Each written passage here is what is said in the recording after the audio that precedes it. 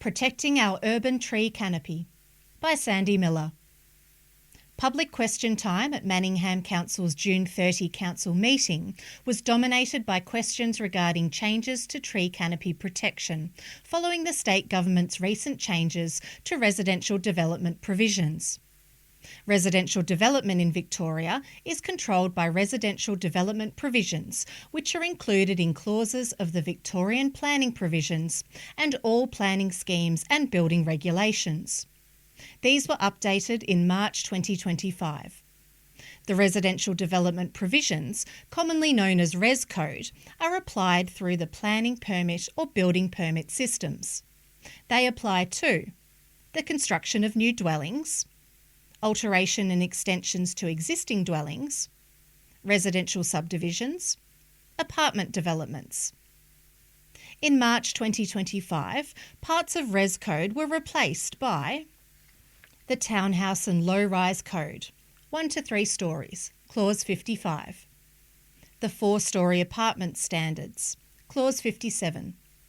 However, Clause 54, one dwelling on a lot or a small second dwelling on a lot, Clause 56, residential subdivision, and Clause 58, apartment developments, will remain unchanged. Res Code changes for apartment and townhouse development set a minimum 10% tree canopy, while reducing minimum setbacks and private open space. This is at odds with the state government's plan for Victoria, which has a target of achieving 30% tree canopy in urban areas. Tree canopies cool neighbourhoods, clean the air, make our streets walkable, and are part of neighbourhood character.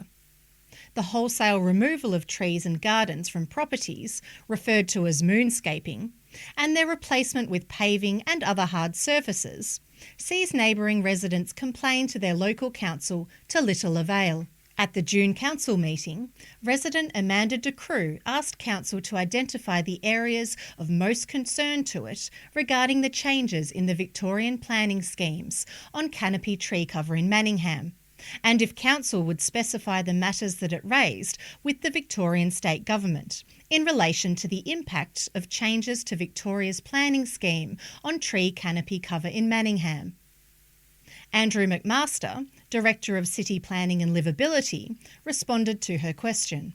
All councils that are in the Eastern Region group of councils, which Manningham is a member of, have concerns of the loss of tree canopy in the region due to greater development density. Through Amendment VC 267, the state government introduced the Townhouse and Low-Rise Code into Victorian planning schemes. This code introduced a number of deemed-to-comply provisions where, when a development complies with these provisions, council must approve the development with no third-party appeal rights to VCAT. This is of concern to council's professional planning officers because this new code does not afford any protection to neighbouring trees on adjoining properties, potentially allowing structures to impact structural root zones and encroach into tree protection zones. We view this lack of protection as the area of most concern in the new code when it comes to tree canopy cover.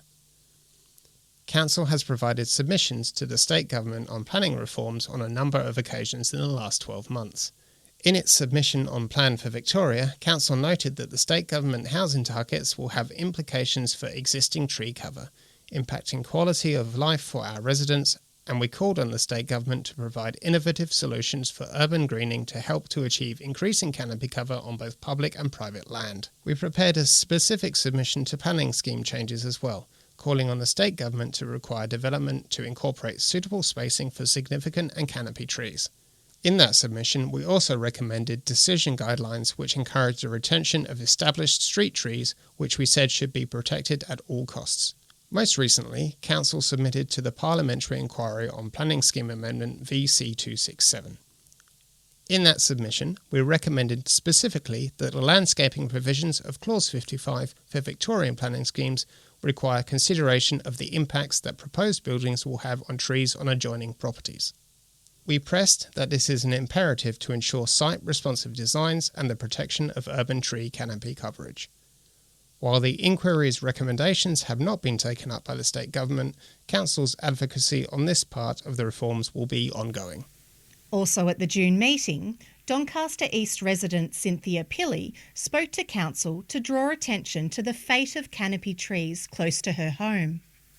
2 large trees have been cut down in recent weeks. It took 2 days of intense cutting and mulching into the night.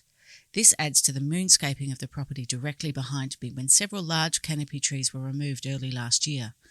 It is unlikely that other residents aren't witnessing the same destruction.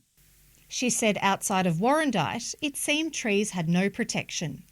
She asked Council what specific impediments does Council still face to prevent it taking urgent steps to ensure that canopy trees are protected under the planning scheme and under local laws. Mr McMaster again responded to the question. Protection of tree canopy is a matter that is under active consideration by the Eastern Region Group of Councils, and indeed by our officers internally as well. While it is not technically an impediment, we will need to be having discussions with our councillors and the community about retention of tree canopy into the future. We look forward to continuing this discussion with you and the community over the course of the next council plan.